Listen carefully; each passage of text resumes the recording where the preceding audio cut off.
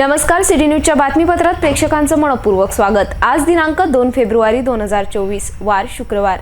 बातमीपत्राची सुरुवात करूया सुविचार मालेने। आदर ही एक अशी गोष्ट आहे की जो दुसऱ्याला दिला तरच आपल्याला मिळतो। आजचा सुविचार आपण बघितला, आता बघूया बातमीपत्रातील ठळक बातम्या।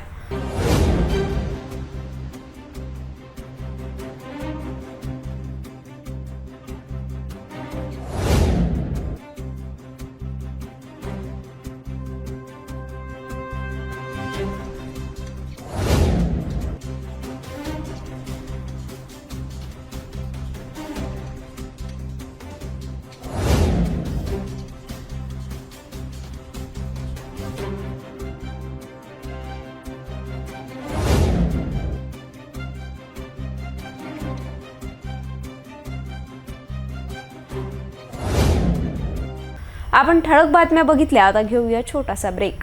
किचन गृहिणी से जुड़ा एक अटूट हिस्सा, जहां उसे मिले हर एक चीज अपनी सही जगह पर। इसलिए Amba stainless steel kitchen trolley आपको लगने वाली साइज अनुसार, आपके किचन के अनुसार, बिल्कुल आपकी इच्छा अनुसार उच्चतम क्वालिटी के किचन ट्रॉलीज मैन्युफैक्चरिंग से सीधे आप तक, यानी 100% वाजिब दाम, न देखभाल की जरूरत, न जंग लगने की परेशानी, आसानी से वॉश करने हेतु उत्कृष्ट कैरियर सिस्टम, साथ ही स्टेनलेस स्टील जीना रेलिंग, डेकोरेटिव ग्रिल एवं गेट भी हम बना कर देते हैं। Amba stainless steel kitchen trolley, Dastur Nagar चौक के पास, MIDC road, Amravati, Maharashtra. Break नंतर बघूया सविस्तर बातम्या। 30 जानेवारीच्या भर दुपारी शहरातील राठीनगर येथील घडलेल्या डकेत प्रकरणात केवळ 60 तासातच गुन्हे शाखेच्या पथकाने तब्बल सहभागी असलेल्या 5 आरोपींना ताब्यात घेतले असून चोरीचे सोने खरेदी करणाऱ्याला सुद्धा जेरबंद करण्यात यश आले। या खळबळजनक प्रकरणात नायब तहसीलदारांच्या खासगी वाहनावर चालक असलेल्या आरोपीनेच लुटण्याचा कट रचल्याची माहिती घेण्यात आलेल्या पत्रकार परिषदेत नवीनचंद्र रेड्डी यांनी स्पष्ट केले आहे। या प्रकरणात शहरात भाड्याने राहणाऱ्या आरोपीचा सहभाग असून सर्व आरोपीने घटनेची कबुली दिली आहे। अमरावती शहरातील राठीनगरात असलेल्या नायब तहसीलदार प्रशांत अडसुळे यांच्या घरी त्यांची पत्नी एकट्याच असताना संधीचा फायदा घेऊन दोघांनी घरात प्रवेश केला। फिर्यादी महिलेच्या गळ्याला चाकू लावून तिला देशी कट्ट्याचा धाक दाखवून लाखो रुपयाचे दागिने आणि नगदी घेऊन लंपास झाल्याची खळबळजनक घटना 30 जानेवारीच्या दुपारी घडली होती आणि हा कट आधी महसूल विभागाच्या खासगी वाहनावर कंत्राटी चालक असलेला चपराशीपुरा येथील रद्दीपुरा येथे भाड्याने राहणारा 40 वर्षीय आरोपी दीपक रमेश इंगोले याने रचला होता। त्याने आपल्यासोबत त्याचाच सहकारी असलेला चांदूर बाजार तालुक्यातील मांजरखेडा राहणारा 35 वर्षीय आरोपी उमेश उत्तम गवई हल्ली मुक्काम शेगाव नाका याला सोबत घेऊन रचला, तर तिसरा आरोपी मध्य प्रदेश राज्यातील छिंदवाडा राहणारा 37 वर्षीय विनोद छोटेलाल सोनेकर याला सोबत घेऊन मराठा आरक्षण सर्वेच्या नावाने बनावट सर्वेवर बनून राठीनगरात राहणारे नायब तहसीलदार प्रशांत अडसुळे यांच्या घरी प्रवेश केला। याआधी येथील परिसराची चांदूर बाजार तालुक्यातील मांजरखेडा राहणारा 35 वर्षीय आरोपी उमेश उत्तम गवई याने रेकी करून घरासमोर उभा राहून रेकी पाळत ठेवून होता। काही वेळाने नायब तहसीलदार प्रशांत अडसुळे हे घराबाहेर पडताच दोघांनी एकटी महिला असल्याची संधी साधून घरात प्रवेश केला।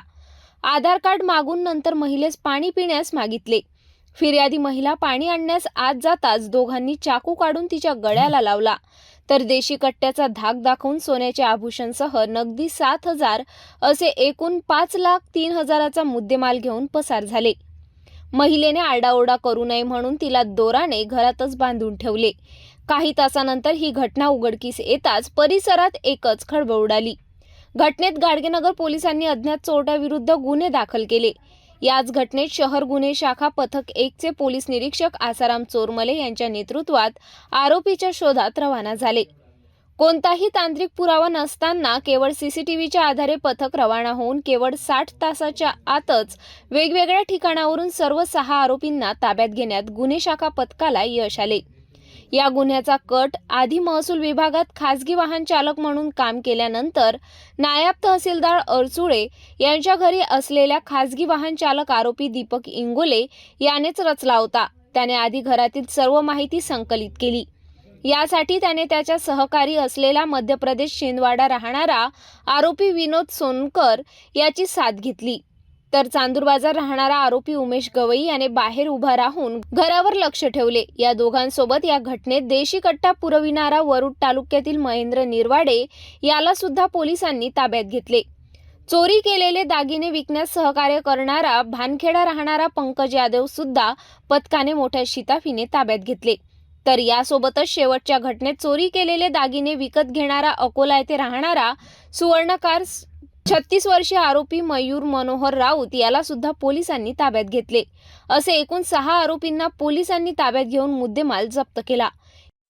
नायब तहसीलदार पदावर असलेले अडसुळे यांच्या घरी 30 तारखेला रॉबरीची घटना घडली होती. त्यांच्या घरात शिरून 2 अज्ञात आरोपितांनी जनगणनाचे कर्मचारी आहोत असे सांगून घरात आले होते आणि त्यांनी जनगणनाचं काम करतोय म्हणून नाव वगैरे लिहून घेतले आणि त्यांच्या पत्नीला मग आधार कार्ड मागितलं. आधार कार्ड आणण्यासाठी त्या घरात ज्यावेळेस गेल्या आणि बाहेर आले तर त्यांना चाकू आणि बंदूक दाखवली असं त्यांनी फिर्याद दिली आणि बंदूक दाखवल्यानंतर घाबरवलं त्यांना. त्यांचे हात बांधले, चिकटपट्टी त्यांच्या तोंडाला त्यांना बांधून टाकलं आणि बेडरूममध्ये घेऊन गेले. कपाटातून पैसे आणि त्यांच्या अंगावर असलेले मंगळसूत्र आणि दागिने काढून असा 5,30,000 रुपयाचा मुद्देमाल एकूण चोरी गेल्याची फिर्याद दाखल झाली होती. आणि दिवसा घडलेली घटना असल्यामुळे शहरात थोडीशी पॅनिक झाली होती. त्या घटना सिरियस असल्यामुळे आम्ही सर्व स्तरावरून याच्यामध्ये तपास पथके तयार केली होती. 8 पथक तयार करून आमचे DCP झोन 1, ACP गाडगेनगर आणि सर्व team, crime ब्रँचची team, police स्टेशनची team आणि सर्व DB पथक यांनी सर्व एफर्ट्स घेतले आणि आज रात्री काल आणि आजच्या दिवसामध्ये एकूण याच्यामध्ये निष्पन्न झालेले आरोपी जे आहेत 5 आरोपी निष्पन्न झालेले आहेत आत्तापर्यंत, ज्यामध्ये काही बाहेर थांबून रेकी करत होते किंवा वॉच करत होते आणि ज्यांनी ते घर दाखवलं होतं किंवा मुद्देमाल डिस्पोज केला होता असे सर्व आरोपी आता ताब्यात घेण्यात आलेले आहेत आणि मुद्देमालसुद्धा संपूर्ण रिकवर करण्याची प्रक्रिया झालेली आहे. सर, आरोपीची लोकल जो एक आरोपी जो आहे तो ह्या व्यक्तींकडे पूर्वी मागच्या वर्षी ड्रायव्हरचं काम करत होता आणि त्यामुळे त्याला घरातली बऱ्यापैकी माहिती होती आणि त्या आरोपींचा शोध घेताना पूर्ण एरियामधल्या आमचे लोकांनी जे आहेत खाजगी आणि जे काही CCTV कॅमेरा इन्स्टॉल केले होते असे एकूण 100 जवळपास CCTV कॅमेऱ्याची तपासणी केली आणि त्याच्यामधून काही क्लू मिळाले आणि त्या आधारे मग आमचे DB पथकांनी गोपनीय माहितीच्या आधारे काही खबऱ्यांच्या माहितीवरून रद्दीपुरा या भागात एका व्यक्तीला तात्काळ ताब्यात घेतलं आणि त्यानंतर त्याच्याकडून सर्व गुन्ह्याची माहिती मिळाली आणि इतर आरोपीची सुद्धा माहिती मिळाली. ही यशस्वी कामगिरी पोलीस आयुक्त नवीनचंद्र रेड्डी यांच्या आदेशाने शहर गुन्हे शाखा पथक 1 चे पोलीस निरीक्षक आसाराम चोरमले यांच्या नेतृत्वात पोलीस पथकाने केली. अमरावती शहर पोलीस आयुक्तालयात गेली 5 वर्ष विविध पोलीस स्टेशनमध्ये धडाकेबाज कर्तव्य बजावणारे यासोबतच गेल्या अनेक महिन्यापासून गुन्हे शाखेची धुरा सांभाळून महत्त्वपूर्ण कामगिरी बजाविणारे पोलीस निरीक्षक आसाराम चोरमले यांची आता नागपूरला बदली झाल्याने त्यांना निरोप दिल्यानंतर शेवटच्या दिवशी सुद्धा ते नागपूरला रवाना होण्याआधी शहरात घडलेल्या डकेती प्रकरणाचा त्यांच्या नेतृत्वात महत्त्वपूर्ण छडा लावल्याने त्यांचे सर्वत्र अभिनंदन होत आहे. शुक्रवारी 2 फेब्रुवारीच्या पहाटे सर्व नागरिक गाढ झोपेत असताना अचानक इतवारा बाजारातील दुकानाला भीषण आग लागली. या आगीत 4 दुकाने जळून भस्मसात झाली. याचीच माहिती मिळताच अग्निशमन विभागाचे वाहन दाखल होऊन आगीवर नियंत्रण मिळवले. या आगीत दुकानदाराचे मोठे नुकसान झाले आहे. अमरावती जिल्ह्यातील सर्वात मोठ्या बाजारपेठ असलेल्या इतवारा बाजारात शुक्रवारी 2 फेब्रुवारीच्या पहाटे अचानक भीषण आग लागून 4 दुकाने जळून बेचिराख झाल्याची घटना घडली. येथे अनेक दुकानात अंतर नसल्याने एका दुकानाला आग लागली आणि तीच आग दुसऱ्या दुकानाला लागून 4 दुकानात आग दाखल झाली. इतवारा बाजारात 3 वाजताच्या सुमारास भीषण आग लागल्याची माहिती समोर आली आहे. रात्री कोणीच नसल्याने आगीने रौद्र रूप धारण करून तब्बल 4 दुकाने बेचिराख झाली. नेमकी ही आग कशामुळे लागली हे अद्याप समजू शकले नाही. काही नागरिकांच्या आग लागल्याचे लक्षात येताच तात्काळ महापालिकेच्या अग्निशमन विभागाला माहिती दिल्याने अग्निशमन विभागाचे वाहन तात्काळ दाखल झाले.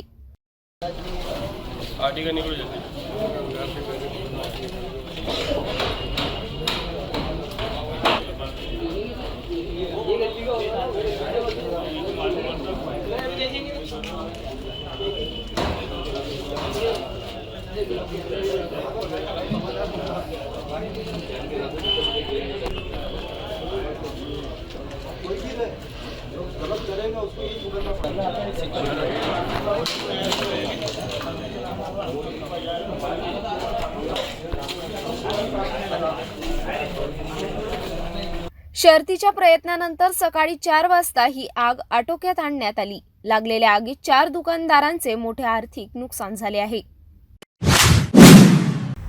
30 जानेवारीच्या भर दुपारी शहरातील राठीनगर येथील घडलेल्या डकेत प्रकरणात केवळ 60 तासातच गुन्हे शाखेच्या पथकाने तब्बल सहभागी असलेल्या 5 आरोपींना ताब्यात घेतले असून चोरीचे सोने खरेदी करणाऱ्याला सुद्धा जेरबंद करण्यात यश आले. या खळबळजनक प्रकरणात नायब तहसीलदारांच्या खासगी वाहनावर चालक असलेल्या आरोपीनेच लुटण्याचा कट रचल्याची माहिती घेण्यात आलेल्या पत्रकार परिषदेत नवीनचंद्र रेड्डी यांनी स्पष्ट केले आहे. या प्रकरणात शहरात भाड्याने राहणाऱ्या आरोपीचा सहभाग असून सर्व आरोपीने घटनेची कबुली दिली आहे. नायब तहसीलदार पदावर असलेले अडसुळे यांच्या घरी 30 तारखेला रॉबरीची घटना घडली होती. त्यांच्या घरात शिरून 2 अज्ञात आरोपितांनी जनगणनाचे कर्मचारी आहोत असे सांगून घरात आले होते आणि त्यांनी जनगणनाचं काम करतोय म्हणून नाव वगैरे लिहून घेतले आणि त्यांच्या पत्नीला मग आधार कार्ड मागितलं. आधार कार्ड आणण्यासाठी त्या घरात ज्यावेळेस गेल्या आणि बाहेर आले तर त्यांना चाकू आणि बंदूक दाखवली असं त्यांनी फिर्याद दिली आणि बंदूक दाखवल्यानंतर घाबरवलं त्यांना. त्यांचे हात बांधले, चिकटपट्टी त्यांच्या तोंडाला बांधून त्यांना बांधून टाकलं आणि बेडरूममध्ये घेऊन गेले. कपाटातून पैसे आणि त्यांच्या अंगावर असलेले मंगळसूत्र आणि दागिने काढून असा 5,30,000 रुपयाचा मुद्देमाल एकूण चोरी गेल्याची फिर्याद दाखल झाली होती आणि दिवसा घडलेली घटना असल्यामुळे शहरात थोडीशी पॅनिक झाली होती. त्या घटना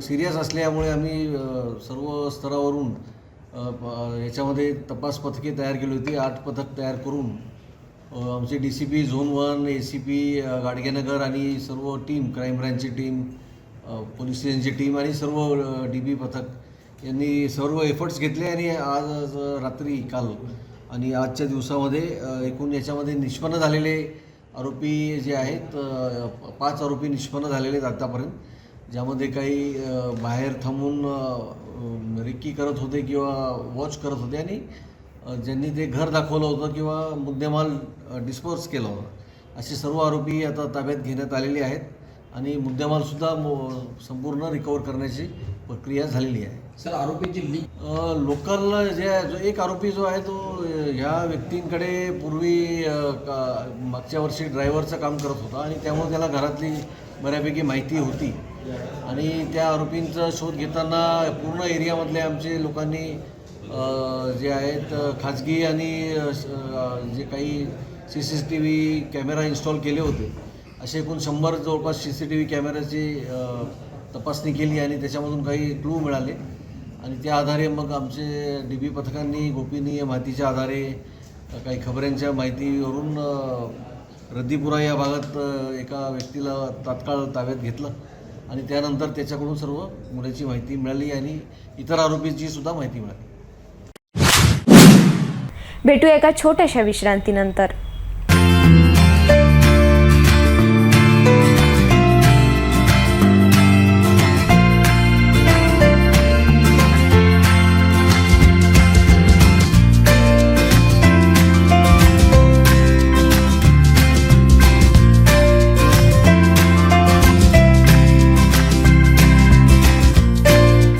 संपूर्ण लग्न बसता आराधना जवाहर रोड अमरावती. विश्रांतीनंतर पुन्हा आपले स्वागत. अमरावती शहरात स्वतःचा विवाह सामूहिक विवाह सोहळ्यात सहभाग घेऊन सर्वधर्मीय विवाह सोहळ्याचे राणा दाम्पत्याच्या वतीने आयोजन करून विक्रमी सोहळ्याची नोंद करण्यात आली. या सोहळ्याचे आयोजन करणाऱ्या राणा दाम्पत्यांना त्यांच्या विवाह वाढदिवसाला शेकडो महिलांनी 2 फेब्रुवारीला सकाळी अंबादेवी एकविरा मंदिर गाठून दोघांनाही उदंड आयुष्य लाभण्याकरिता महाआरती करण्यात आली. यासोबतच जिल्ह्यातील शेतकरी, मजूर वर्ग, दिव्यांग सहित सर्वांना सुखी समृद्धी करण्यासाठी साकडे घालण्यात आले.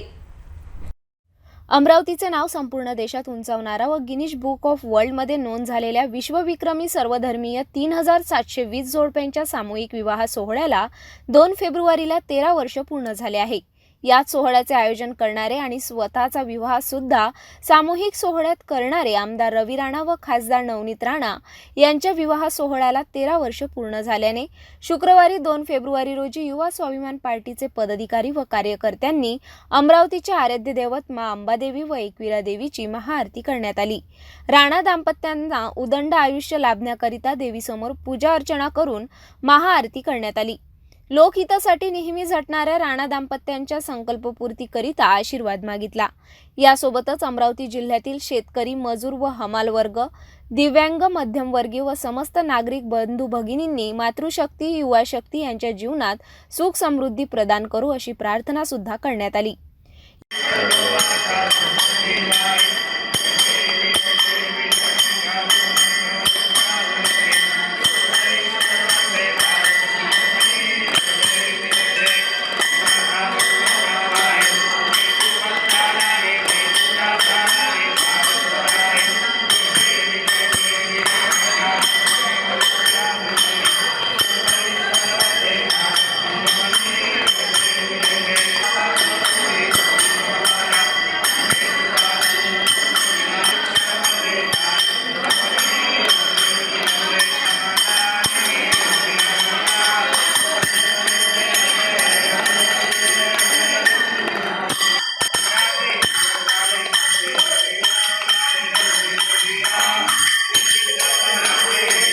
युवा स्वाभिमान पक्षातर्फे अंबादेवी व एकविरा देवी मंदिरमध्ये शुक्रवारी सकाळी महाआरतीनंतर राणा दाम्पत्याला शुभेच्छा देऊन गोरगरिबांना मदत वाटप करण्यात आली।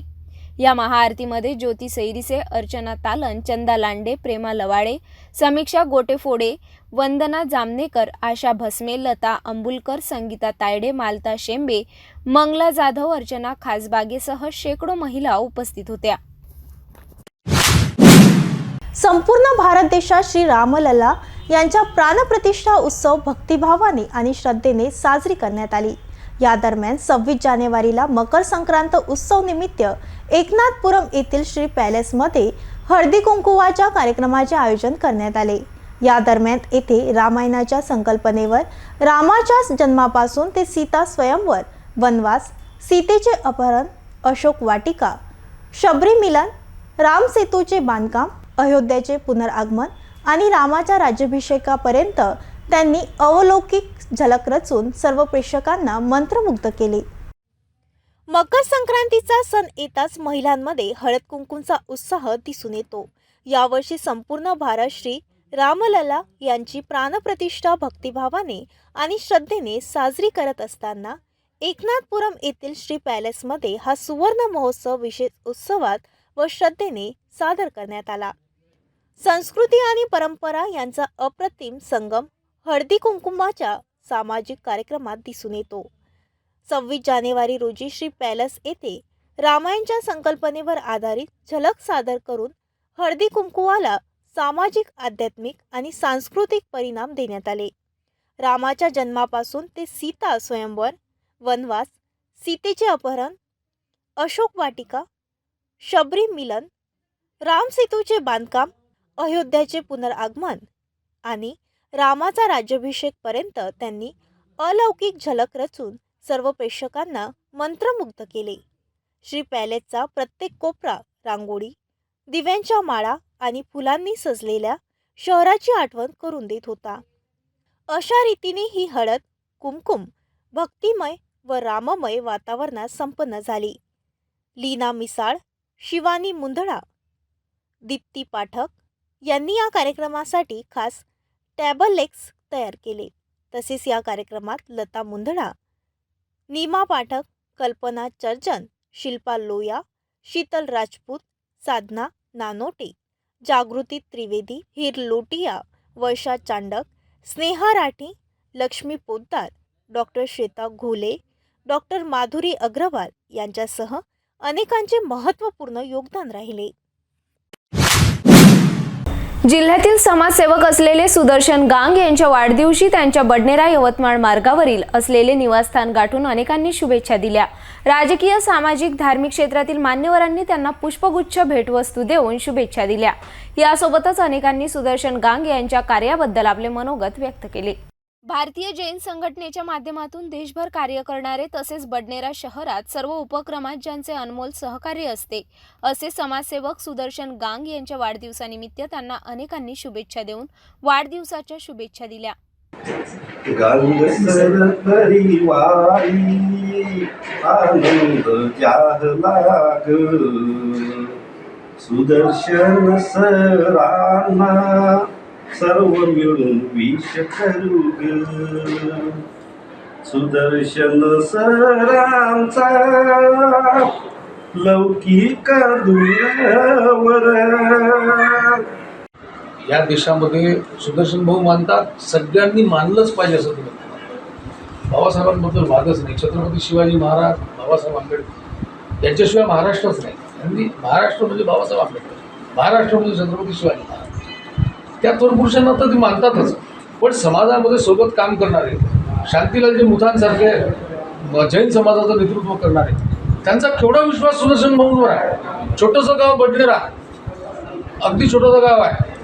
आमची हैसियत काय राजकीय बडनेराची, तो जो कोणी उठते राजकारणात फुरफुर करते, 2 फ्लेक्सला तो म्हणते बडनेरा माझं, मी लढतो बडनेरामध्ये, है ना. म्हणजे आमच्या नावाचं कुंकू कोणी लावायला तयार आहे असं आमचं लहान अमरावती झालं बडनेरा, आता झालं. पण बडनेरावर असा हक्क सांगणारे लोक आहेत. पण बडनेरामधलं खरोखर या छोट्याशा गावामधून म्हणजे कुठलीही राजकीय सामाजिक पार्श्वभूमी घराला फार मोठी नसताना सुदर्शन भाऊंनी परिश्रमपूर्वक समाजामध्ये सातत्याने काम केलं. आणि आयुष्यामध्ये सातत्य हे फार महत्त्वाचं असतं.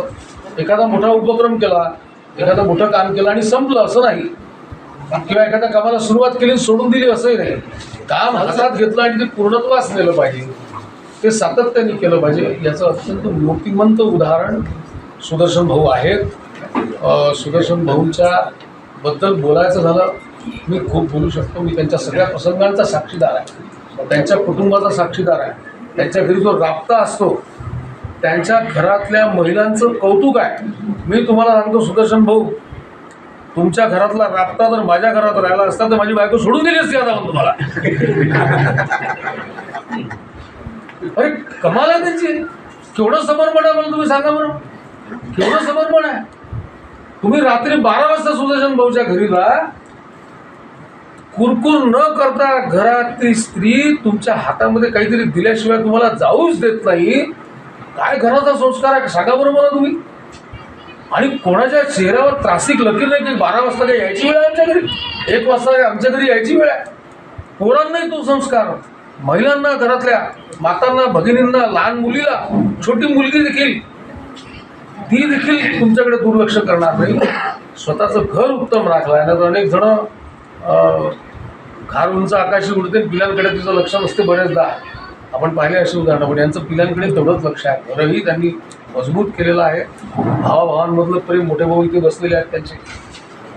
कुटुंबातल्या सगळ्या लोकांचं मी यांचं जे बॉन्डिंग आहे, आता राजू तुम्ही सांगितलं की पार्टनरशिपचं इतकं आदर्श उदाहरण दुसरं देऊच शकत नाही. गांग यांचे यवतमाळ बडनेरा मार्गावरील निवासस्थानी विविध क्षेत्रातील मान्यवरांनी उपस्थिती दर्शवून पुष्पगुच्छ भेटवस्तू देऊन शुभेच्छांचा वर्षाव केला. या दरम्यान साहित्यिक क्षेत्र, सामाजिक क्षेत्र, राजकीय, धार्मिक अशा विविध क्षेत्रातील मान्यवरांनी शब्दसुमनांनी त्यांना वाढदिवसाच्या शुभेच्छा दिल्या. तर त्यांच्याबद्दल बोलायचं म्हणजे भाऊंचं अभिनंदन बँकेबद्दलचं सांगतो. माझी जागा अगदी हार्ट ऑफ दी बडनेरामध्ये होती, पण ती डेव्हलप व्हायची होती. तर त्यांनीच मला माझं कॉम्प्लेक्स करण्याच्यासाठी अभिनंदन बँकेसाठी प्रवृत्त करून आणि कवरीलालजी ओस्तवाल, मोहनसर ओस्तवाल या सगळ्यांनी ते माझं एक कॉम्प्लेक्स उभारलं. तर काय माझ्याजवळ त्यावेळी काही अर्थशास्त्र नव्हतं, पण बँकेचं लोन माझ्या दोन्ही मुलांच्या, एक इंजिनियर आणि डॉक्टर मुलांच्या नावाने घेऊन त्यांनी माझं एक कॉम्प्लेक्स उभारण्यामध्ये त्यांचं मोठं योगदान है। हमारे भी और दुबे जी अकेला यहाँ पर मौजूद है, उनके नाम पर ही बिल्कुल पूरा हमारा शहर के बाहर भी जानते हैं। तो मैं उनपे जन्मदिन पर 2 शब्द के लिए 4 पंक्तियां सुदर्शन भैया को जन्मदिन की हम सभी की ओर से ढेर सारी शुभकामनाएं। 4 पंक्तियां अर्पित करता हूँ। समाज को कुछ कृष्ण और कुछ पाठ चाहिए, समाज को कुछ कृष्ण और कुछ पाठ चाहिए। भ्रम फैला है, अब जागृति व यथार्थ चाहिए। कुछ ना कुछ तो स्वार्थ जुड़ा ही है हम सबसे, पर जीवन में कुछ ना कुछ परमार्थ चाहिए। ऐसा परमार्थ जाता जाता पुन्हा एकदा आजच्या ठळक बातम्या।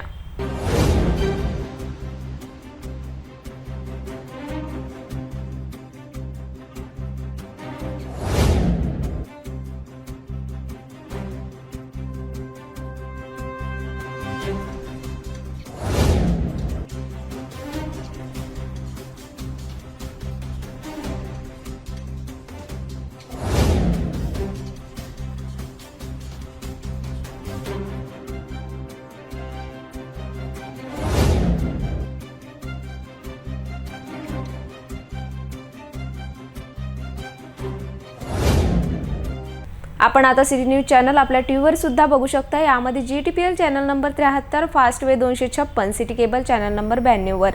जर आपल्या टीव्हीवर सिटी न्यूज चॅनल दिसत नसेल तर आपण आपल्या केबल ऑपरेटरशी संपर्क करावे। आपण सिटी न्यूज केबलच्या व्यतिरिक्त YouTube, Facebook, Instagram आणि ट्विटरवर सुद्धा बघू शकता। याकरिता सोशल मीडिया अकाउंट सबस्क्राइब करा, फॉलो करा, लाईक करा। YouTube अकाउंट सबस्क्राइब करण्याकरिता सबस्क्राइब बटनला क्लिक करा आणि बेल आयकॉन दाबायला विसरू नका, कारण सर्वात आधी समाचार आपल्यापर्यंत पोहोचणार आहे। तसेच सिटी न्यूजचे फेसबुक पेज लाईक करा, इंस्टाग्राम आणि ट्विटर हँडल फॉलो करा। आपण व्हॉट्सॲपवर सुद्धा सूचना देऊन न्यूज प्राप्त करू शकता। व्हॉट्सॲप नंबर खाली स्क्रीनवर येत आहे। हे बातमीपत्र एवढ्यावरच थांबूया, पुन्हा भेटूया नवीन घडामोडींसोबत। नमस्कार।